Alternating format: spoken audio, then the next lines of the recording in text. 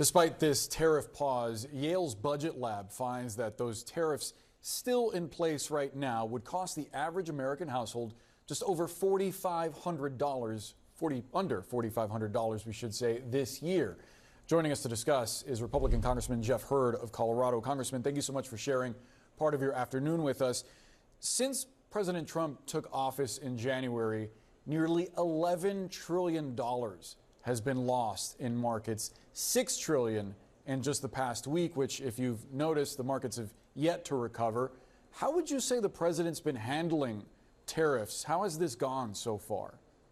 Well, there's certainly been a lot of dislocation in the economy. All of us have seen that. Certainly people that I represent have seen that. But there's a lot of good things that are happening as well. Just this morning we passed a great budget resolution advancing a process that we campaigned on, that the president campaigned on, that we as Republicans campaigned on. So I'm cautiously optimistic. Don't want to count any chickens before they hatch. But I think we're headed in the right direction overall on those key issues that all of us campaigned on.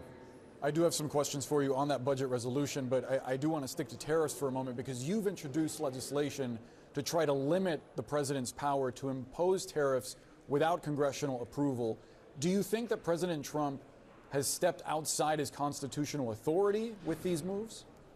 I do have concerns about the scope and breadth of these tariffs. I support strategic tariffs, tariffs that are meant to onshore manufacturing, particularly critical national security related manufacturing, growing American jobs, making sure that we have export markets to buy things that we produce in the United States. But we need to do it the right way. Article 1, Section 8 of the Constitution clearly says that Congress has the tariff authority, and so the legislation that I've introduced, along with a number of my other colleagues, make sure that we follow that constitutional prerogative and puts this decision-making where it belongs, which is with Congress.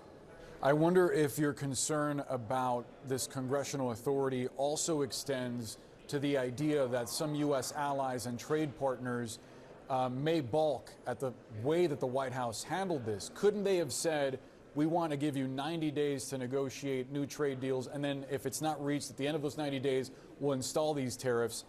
Couldn't this have been done differently in a way that wouldn't have caused as much economic turmoil as it has? Well, certainly there's lots of different ways that things could have been handled, but my focus is making sure that going forward, Congress has a say when it comes to these tariffs, because like I said, strategic tariffs is one of the tools in the toolbox that I think we can use to advance American interests, to make life better for Americans, to lower the cost of groceries, gas, your utility bill. But we just need to make sure that we do it in the right way.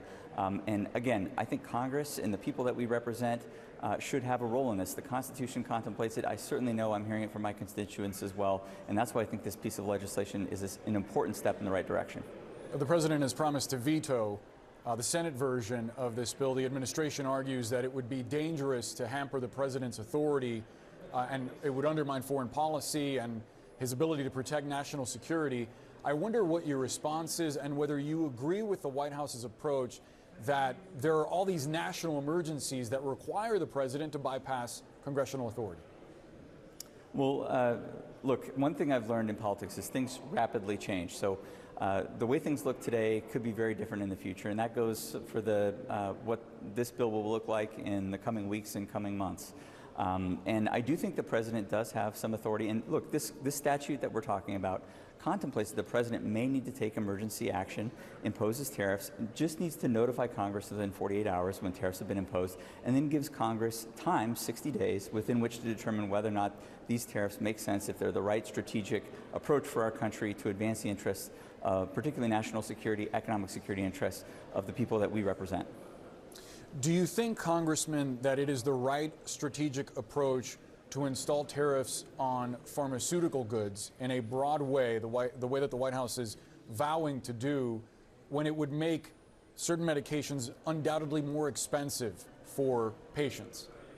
Well, this is one of the things that we need to look at, and again, this is why we need to go back to the Constitution. Article 1, Section 8 of the Constitution says that Congress should have the ability to review these tariffs, to have input in order to determine whether or not tariffs on things like pharmaceuticals are in the best strategic interests of our country. Would you warn the White House against it? Look, I think this is something that we as Congress need to work with the President on exactly what the specifics look like, issue by issue. I think that's something that we can have a dialogue on, discuss. But again, the fundamental issue is Congress needs to have a role in these discussions. It's important.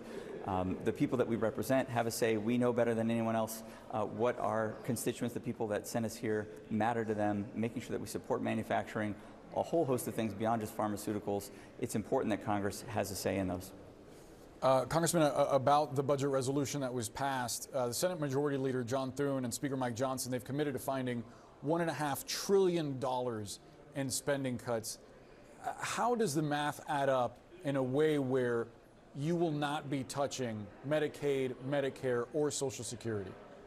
Well, I think it can certainly add up. I mean, we're going to have to see what exactly the process looks like as the committees now can move forward.